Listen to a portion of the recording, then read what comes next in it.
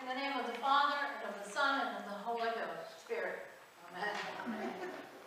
The Spirit.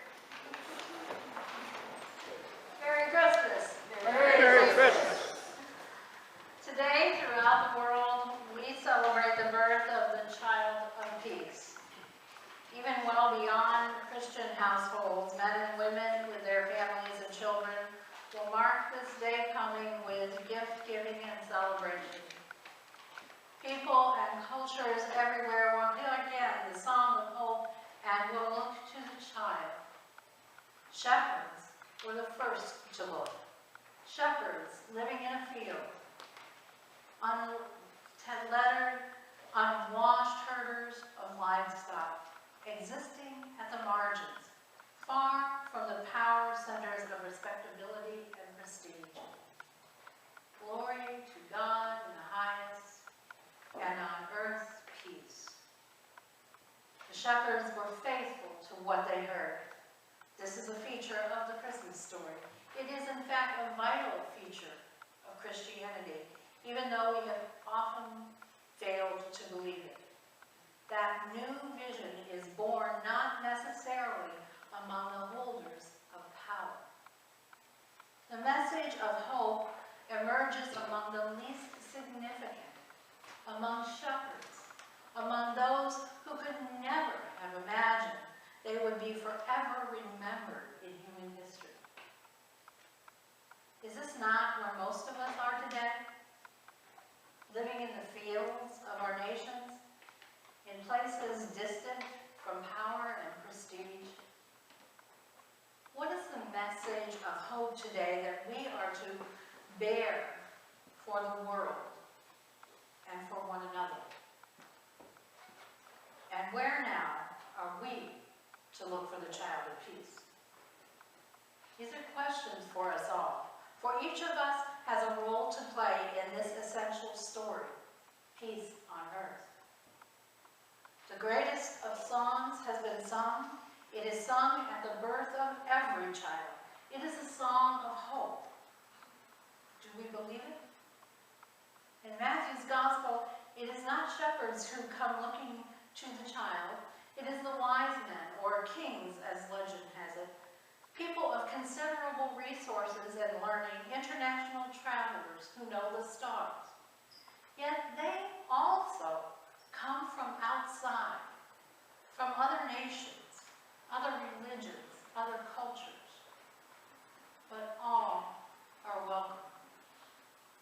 Interestingly, the shepherds and wise men never appear again in the gospel accounts of Jesus. Maybe they never heard the rest of the story. Maybe they never became Christian. That's really not the point of the Christmas story. Everyone does not need to become Christian. Everyone, however, does need to look to the child if there is to be peace on earth. The wise men bring gifts. Gold, a costly stone that speaks of the preciousness of the child. Frankincense, a blessed aromatic that signifies the sacredness of the child. Myrrh, a curative ointment that points to the healing gifts of the child. Preciousness, sacredness, healing. This is what the Magi are looking for. This is what they come to adore.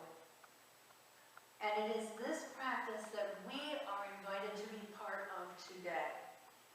We bow to the child who was born in Bethlehem 2,000 years ago, the child who shows us what is at the heart of every child, every man, every woman. But it is not just to the past that we bow. We don't have to look back, nor do we have to look far. For the child is here and now, in the midst of us right now, in our family and in every family. The child lives in the streets of every nation and in the streets of our nation. And the child is as close to us as our very soul. Yet often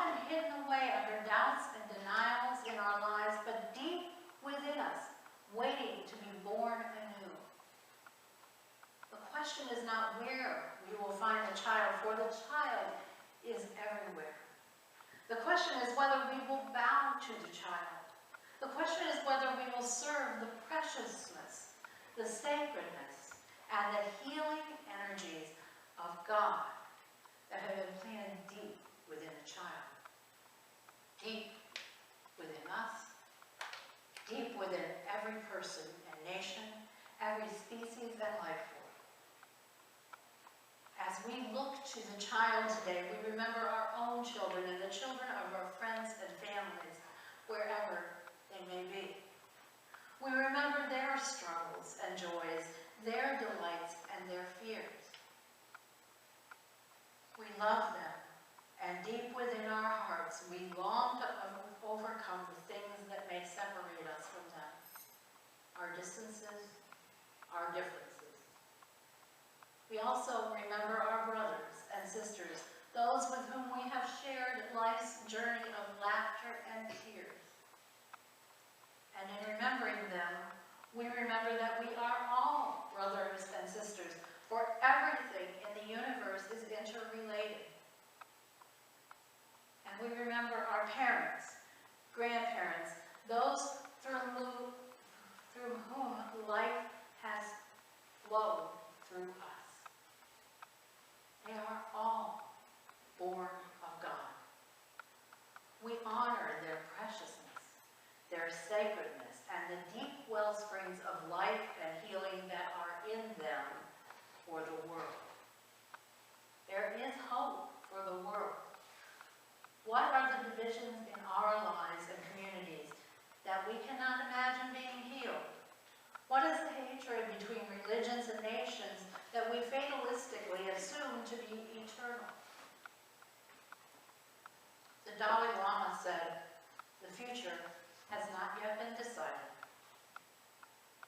Do we believe this? If so, let us turn our creed into deed. I didn't make that up. I read that somewhere. Let us turn our creed into deed. Listen to the words carefully as we say them today, and turn our belief into action. Let us reshape the future together. I invite us today to hear again the song of hope. I call on us as families to be faithful to the healing gifts of the child in every family. This is the way of love, the way of transformation. Only the power of love will save us, not our love of power. Shall we open ourselves to what we could never have imagined happening? The child of peace can be born again. We carry within us the precious gold of life. We carry within us the sacred fragrance of God.